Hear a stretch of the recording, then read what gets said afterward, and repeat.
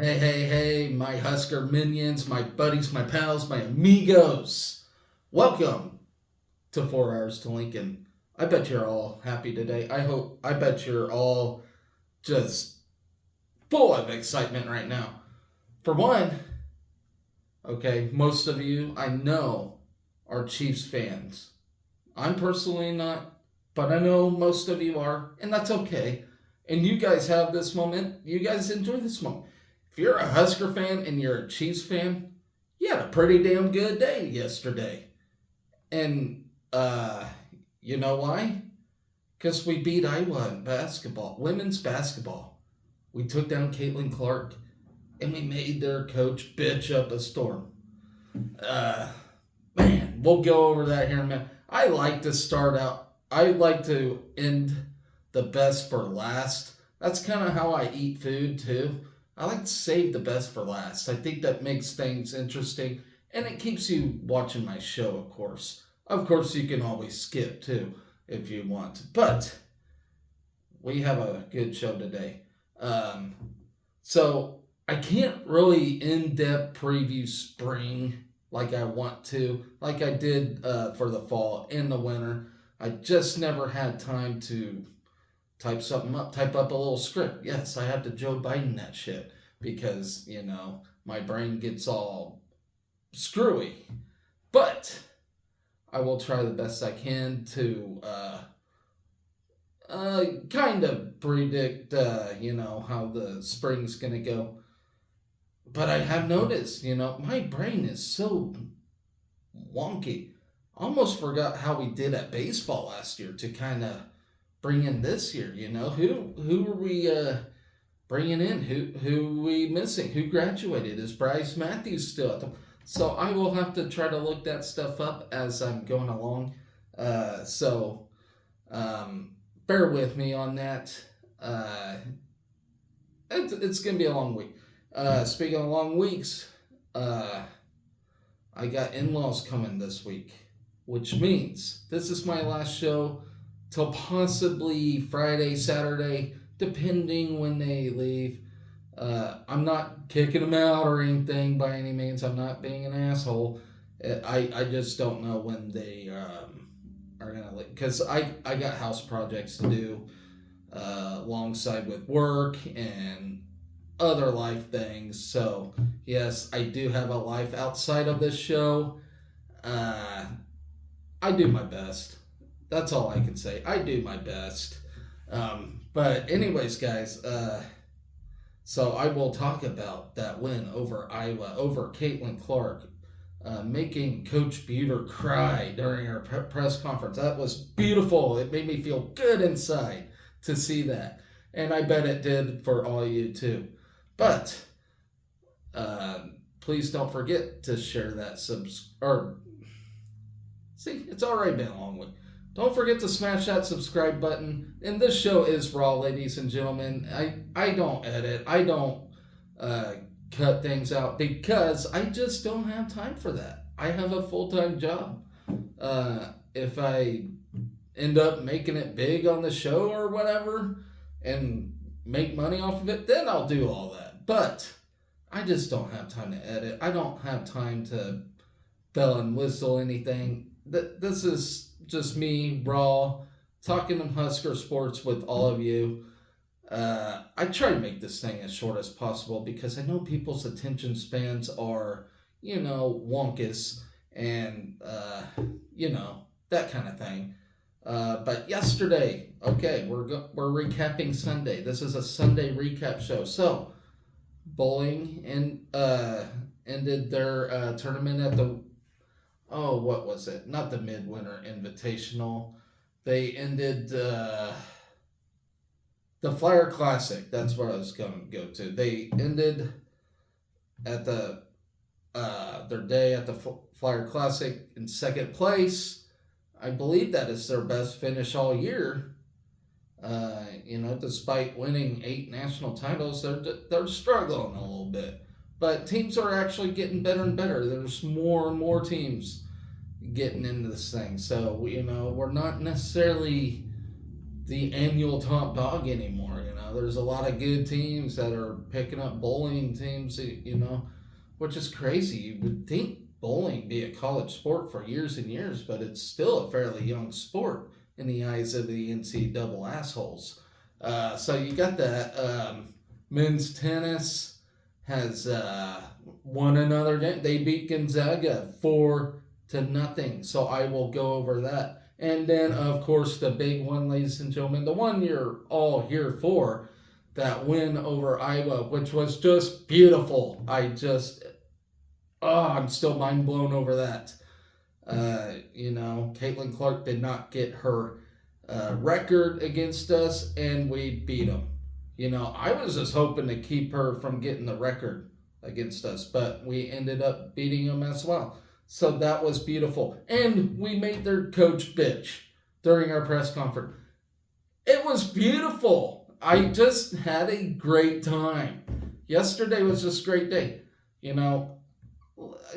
don't care about the outcome of the Super Bowl, but you know what? My friends are happy, so I'm happy. All right?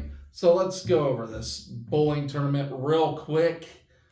Second place, is just the start of a fantastic Husker day. Here we go. On the final day of the Lewis Flyer Classic, the Nebraska bowling team finished second after going 10-3, bringing the Husker season total to 62-28.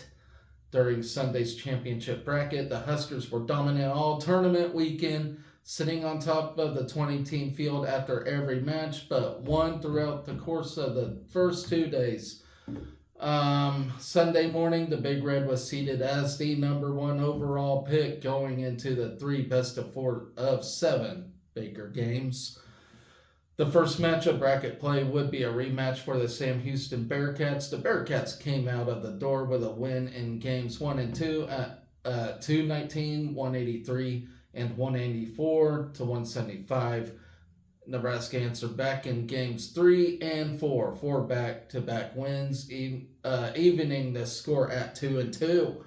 A neck-and-neck game 4 would keep each team in reach, but a chopped spare in the 10th would open the door for Sam Houston, giving them the win 220-203 in game 5. 2 open frames in game 6 would give the Bearcats the edge to slide past Nebraska, giving them the win 4-2. With a 215-170 score, the Big Red then advanced with a chance to climb back to the tournament title match by facing number 10 Maryville, where the winner would advance to meet Sam Houston once more. In match 2 of bracket play, the Huskers were ready for a rematch against the Maryville Saints, who previously were the only team to defeat the Big Red this weekend.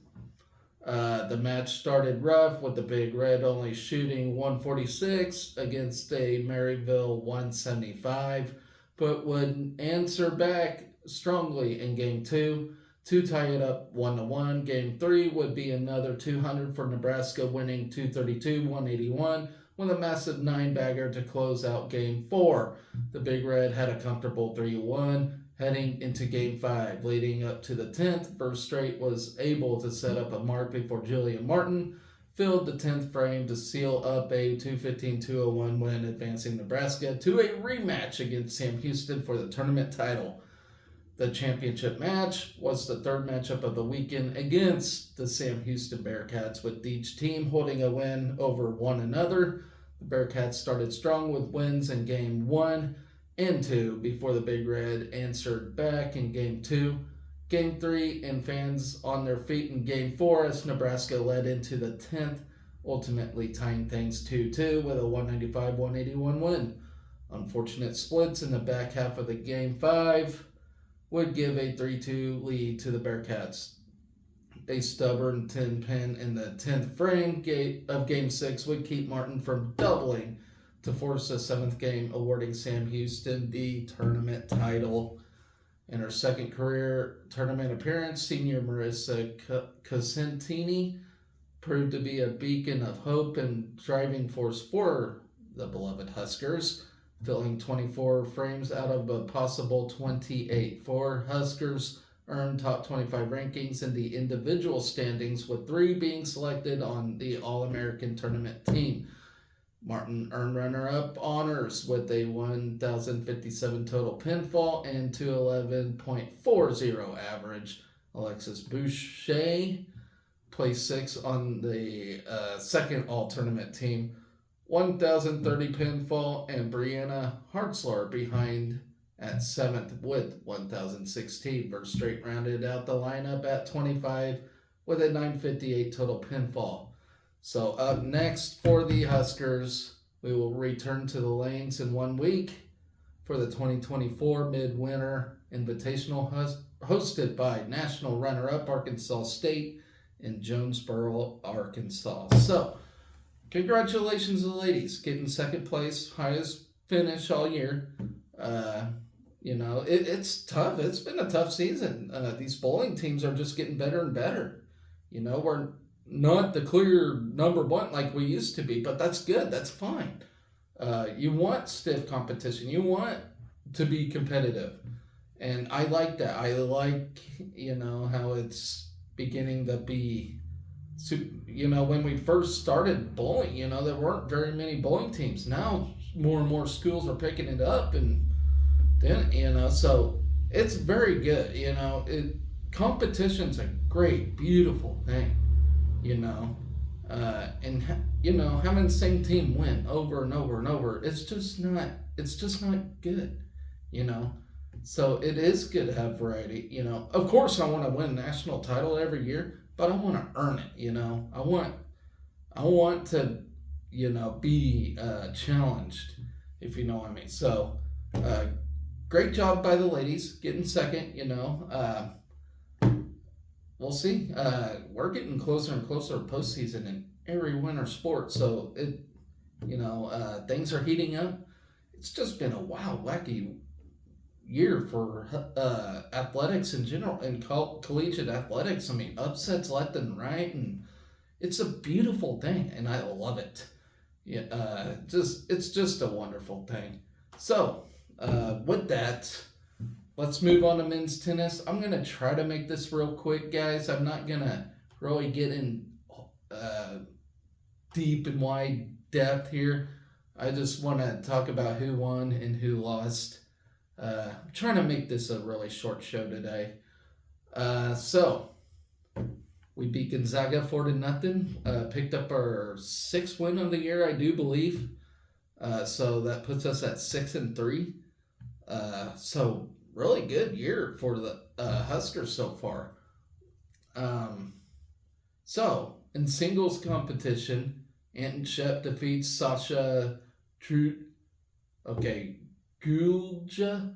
Okay, yeah, I'm butchering these names, by the way. As y'all know, I cannot pronounce tennis names. Everybody is foreign, and therefore it's a foreign language to me. But I will do the best I can. I almost got our guys down, but other teams, okay, so Lars Johan, who is one of ours, defeats Matthew Hollingworth of Gonzaga 6-7, 5-2, went unfinished. Shunya Mariyama, of course, that's our guy too. In fact, we swept them and everything. So when I say a name first, it is one of ours. So Shunya Mariyama defeats Leon Reuter 6-4, 5-3, unfinished. Leo Lindquist defeats Pablo Gomez Galvin 6-4, 3-6, 1-1, and then unfinished. Nikolai Saisoev defeats Oscar Rashid 6-3, 6-4, and then Rudy Christensen defeats Tom Dunlop 7-6 to 6-0. And so then moving on to doubles, Anton Shep / Nick Weidenhorn defeats Sasha Trujilla and Matthew Hollingworth 5-5, unfinished. Calvin Mueller / Lars Johan defeats Leon Reuter, Pablo Gomez Galvin 6-4. And then Shunya Mariyama, Leo Lindquist defeats Oscar Rashid and Gus Crowell 6-0. So, congratulations, men's tennis team. They're looking really good this year. Better than most years we have in tennis, to be perfectly honest. So, great job by them. Now, let's get to the big one. Let's talk about that Iowa win. Oh my gosh. It just unbelievable. I still cannot believe it. By the way, Josh Shelley, Natalie Potts, they earned Big Ten weekly honors during this game. That's like the sixth for Natalie Potts. She is just doing a fantastic job. Um, I can't say that enough. She is kicking ass, ladies and gentlemen. And that's what I like to see out of the freshmen. And just imagine, next year we get Britt Prince. She's supposed to be a badass too. So this team is just reloading, and just when you thought Nebraska was finished after laying an egg against Rutgers, they respond to a win against Michigan. Then they respond with a win against Iowa.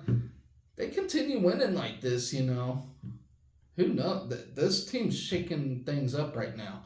Now, if the men can do the same down the stretch, that'd be terrific. Get both teams in the NCAA tournament. That would be awesome. So, Josh Shelley scored 10 over season high, 23 points in the final 5 minutes to help Nebraska rally from a 14-point fourth quarter deficit to an 82-79 win over the Hawkeyes on Sunday afternoon, playing in front of a school record sellout crowd of 15,042 at PBA. And let's be honest, a lot of Iowa fans showed up for this thing as well. And it was aired on national television. Of course it was. Caitlin Clark, who else? Why wouldn't they? We trailed 69-55 at the end of 3 quarters before Shelley, Logan Nisley, Natalie Potts, and Kendall Moriarty combined for all of Nebraska's 27 fourth quarter points to rally Nebraska to its 4th victory over a top 5 opponent in school history. The win matched a 103-99 overtime win over number 2 and eventual national champion Baylor at the Bob on January 12, 2005. So it's been a long time, ladies and gentlemen, since we had a win like this.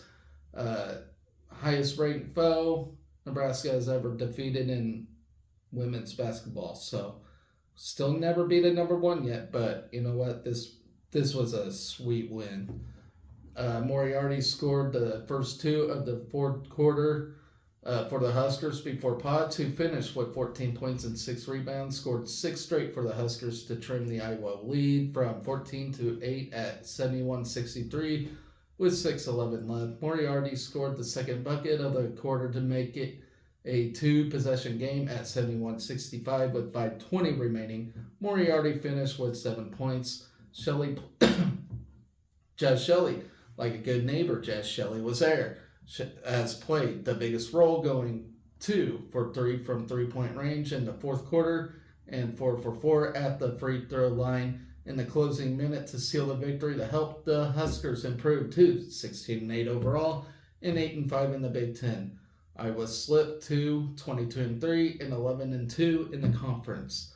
Shelley's 3-pointer with 4:39 left pulled Nebraska within 74-68, but Iowa's Kate Martin answered with her second 3-pointer of the quarter to push Iowa's lead to 77-70. We just could not get there.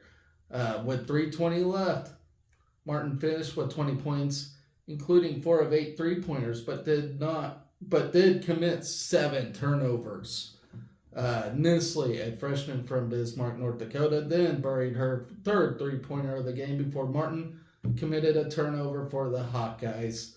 Nisley was then fouled by Caitlin Clark on a 3-point shot with 2:13 left.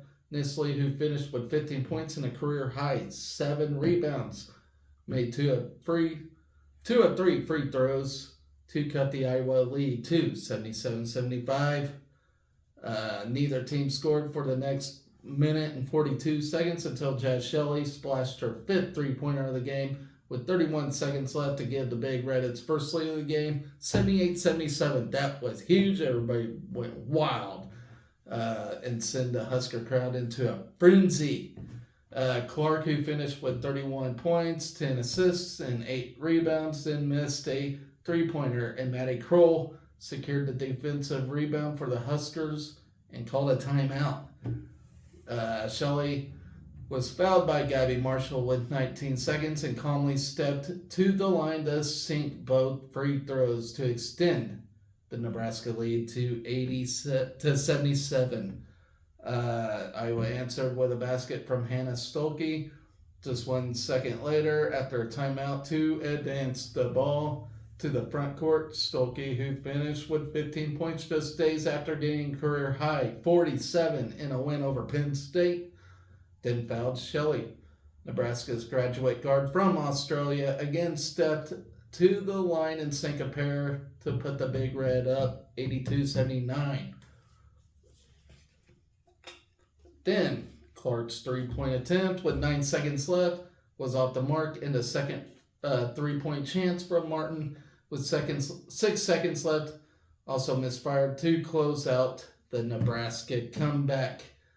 Alexis Markowski contributed her 14th double-double of the season with 15 points and a game-high 11 rebounds to help keep Nebraska within striking distance through the first 3 quarters. Although she did not score in the fourth period, Markowski contributed 3 rebounds, 3 of her season-high 4 assists, and 1 of her 3 steals in a game.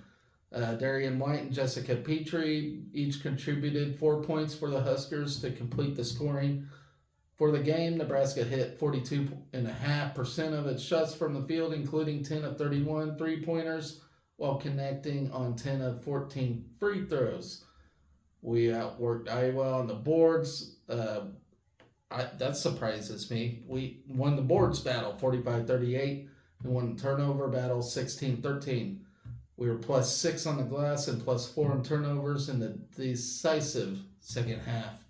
Iowa also hit 45.5% shots from the floor, including 10 of 32 threes, while going 9 for 15 from the free throw line. So, like I said, ladies and gentlemen, big win, huge win. What do y'all think of that press conference with Coach?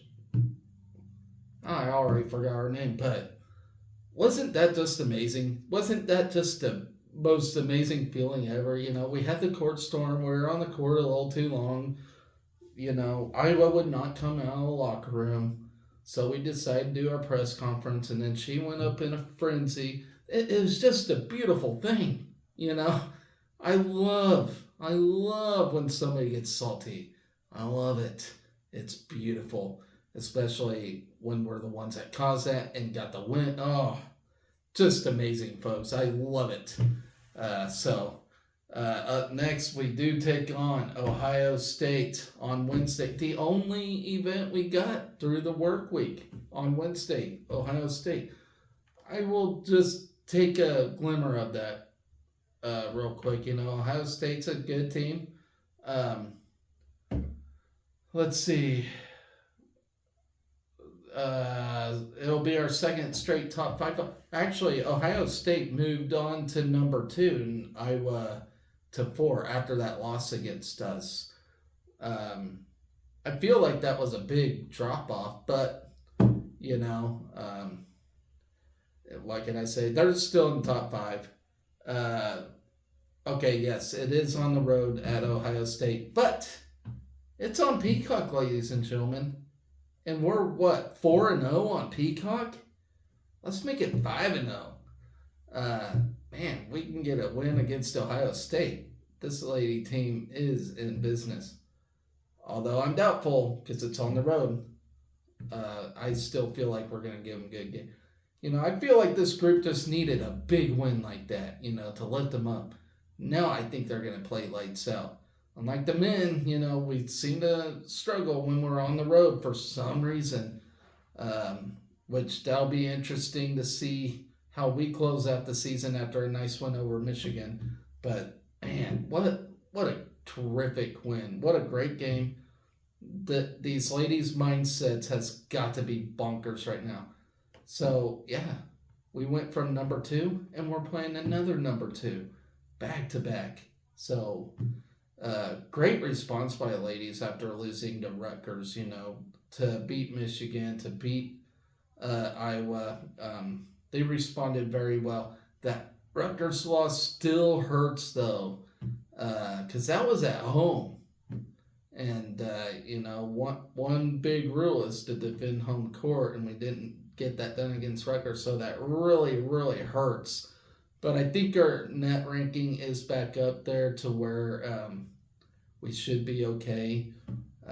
Just got to take care of the rest of the home games we have, which isn't very many. But I think they'll be okay. Maybe make a decent run in the Big Ten tournament, which I think we will. Um, this ladies' team mindset seems to be in the right place right now. Coming back from deficit like they did, you gotta have a pretty decent mindset. So that closes out Sunday's action. This week we got a lot going on during the weekend. Not a whole lot during the week, as I mentioned. We got Ohio State ladies basketball on Peacock.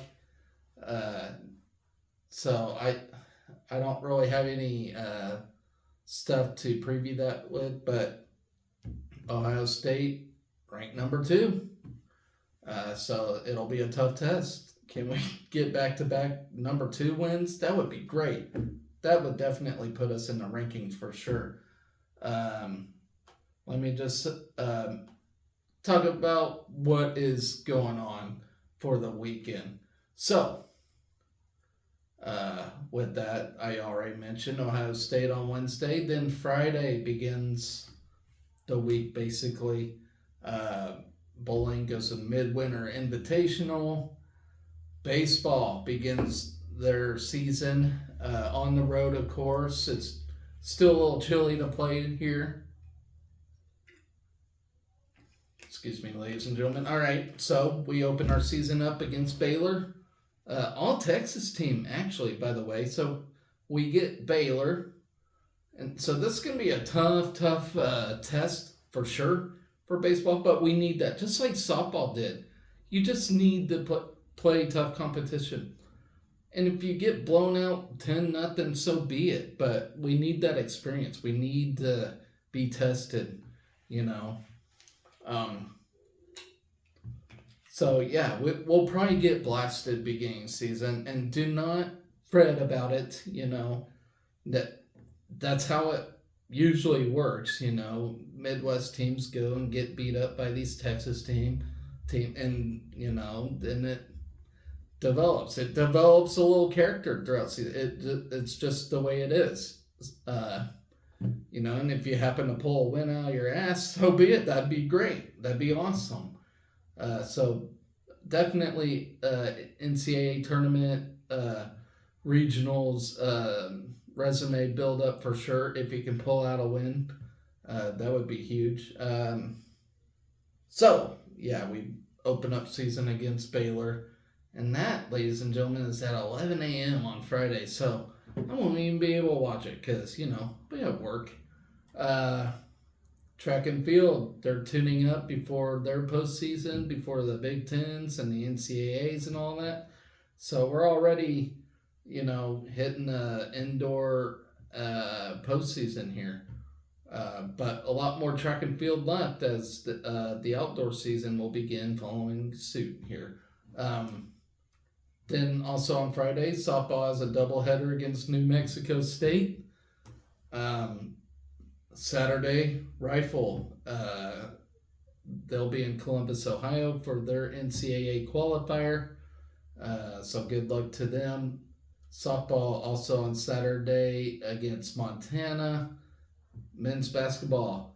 And let me say, this was a much needed break for men's basketball as they could not catch a break. This is their time right now to heal any soreness or bruised muscle, whatever. This is the time to do it, and they deserve it, and they need it. It sucks we ain't got much basketball, but they need it to provide some good quality basketball. So this is a perfect time for it, especially here in the nitty grit of things. But they'll take on Penn State on Saturday. Tough team. Men's gymnastics actually has a triangular against Greenville and Army. Men's tennis then takes on Oregon at Oregon. So that'll be a test for them for sure. Sunday, or no, sorry, we're still on Saturday. Softball continues their Troy Cox Classic that they're in against Sacramento State. Women's basketball will be at Purdue. Um, Another tough team. This women's basketball team cannot catch a break. Baseball on Saturday uh, against Texas Tech, number 21 in the nation. Another tough battle ahead for them. Then men's golf will be at the Gator, and that's a Saturday and Sunday event. Women's gymnastics takes on Penn State. Then on Sunday, on through Monday, women's golf will take on the Spartan Suncoast Invitational, uh, hosted by Michigan State. So good luck to them. Then on Sunday, another game against Sacramento State for softball. Baseball takes on OU on Sunday. Then wrestling will be at Penn State on Sunday as well. So a very tough task for wrestling. It's going to be a tough weekend in general for Husker athletics. So, the good thing, a lot of these teams have a long week ahead and to take a break, except for women's basketball. They don't really get a break as they have a big game against Ohio State. So good luck to them. And as I mentioned, ladies and gentlemen, this will probably be my last show up until the weekend. I'll certainly let you know. But if you smash that subscribe button, you'll know when I post a video. But basically all week, I'm taking a break from this. Not necessarily from live, but from this show, I will be taking a break. So, with that, we do have some spring action to talk about. I'm just very quickly gonna go over spring, what we got in store for you buying folks, which we already kicked off some spring action. Baseball starting this week. Men's golf has already started. Let's talk about baseball real quick. I'm kind of clueless as far as I'm just going by word of mouth. I heard we have a loaded team this year. Let's see if that's the case. If we still have Bryce Matthews, that'll be huge. I don't think we do. I think he graduated, but I know he was a fantastic player for us and very much needed if we have him. But let me check our roster real quick, if you don't mind, because I'm really clueless on who we have. So we have Caden Broombaugh. He actually transferred from Oklahoma State. Riley Silva from Barton County Community College comes in. Matt Evans, freshman outfielder. Joshua Overbeek, he's a junior. He actually played at Pitt/Cisco College. Josh Caron's one I remember, and he's going to be fantastic. He's actually junior this year, which I thought he was a freshman last year. But Josh Caron, nonetheless, he had a fantastic year last year. Dylan Huft, a lot of community college guys. He comes from Johnson County Community College. Evan Borst, he comes in from Iowa Central. Rhett Stokes, New Mexico Military Institute. Ben Columbus, Max Butenbach, he's a freshman. Cole Evans, we need him. He's a fantastic player. Great outfielder, good hitter. Will Jeske, he's a catcher, freshman catcher. A lot of Lincoln products here. Case Sanderson, freshman. Dylan Carey, he was another one that I think went in last year and had a good few games. Aaron Manius, he comes from Howard College. Hayden Lewis, he's a redshirt freshman. Garrett Anglin, we got him. Uh, Great player as well. He's an outfielder from Papillion La Vista High School. Kyle Perry, yes. I didn't realize he's still on the roster. I thought he graduated. He's a graduate student this year, so he's going to provide some tremendous pitching for sure. He was decent last year. Like, we needed him last year as much as we do this year. So I'm looking for a fantastic year pitching from him. Ty Horn, Clay Bradford, Bryce Hughes, Caleb Clark, Drew Christo, Kyle Frolics, Noah Madsen, Bobby Olson, Will Walsh, Tucker Timmerman, Jackson Brockett, Brett Sears, Ryan Harrell. We had Grant Clevenger, Ian Regal, Brooks Kniefel. A lot of freshmen on this team. Carson Jasa from Faith Christian Academy. Jalen Wortley, he's a sophomore. Gabe Swanson, he's a good player. Casey Days, Rand Sanders, Jason McConaughey, from Topeka, Kansas. I've worked with a McConaughey. I wonder if he's related. That's cool. Trey Fromm, Tyler Stone, and that's our roster. So a lot of transfers from community colleges, which understandably so. That's kind of how we do it in baseball. But we'll see. This team is a big question mark. Obviously, we seem to always be competitive in Big Ten play. Tournament time, we're decent. Obviously haven't won the big one, but I still think we'll have a decent baseball team this year. We always seem to. There was that one year under Will Bolt where we struggled mightily, but all in all, I think he's a good coach, and I think he's got this thing under control now. If anything else, we're always competing for a Big Ten title. And, honestly, for Midwest teams to win a national title, it is a difficult thing because, the SEC, the West Coast teams, good weather teams are typically the ones that are pretty dominant in baseball. And, it's still cool to field a baseball team, And I love baseball. I love our baseball team. Don't get me wrong. But, it's not mightily expected to win, like, a national title, for a Midwest team, But, you never know. You never know. Michigan actually made the title game, 2-3 years ago? So Michigan can do it. What's so special about Michigan? They don't ever have good weather, so I think we'll be a good team this year, and we'll probably go and get our butts kicked against Baylor and Texas Tech, but maybe not. Who knows? So it's always exciting to see how our team's going to be throughout the season. So I'm always excited for baseball. It's fun.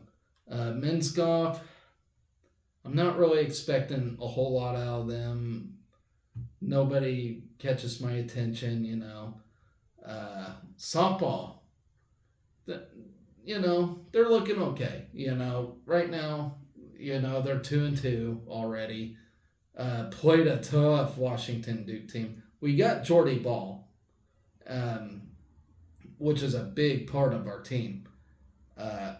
Once we get things going, once bats start swinging, I think we're going to be really good. And obviously, I think this will be a NCAA team, We got the offense, but we do got to figure out how to keep the bats swinging just besides the Andrews sisters. The Andrews sisters are great. They're awesome.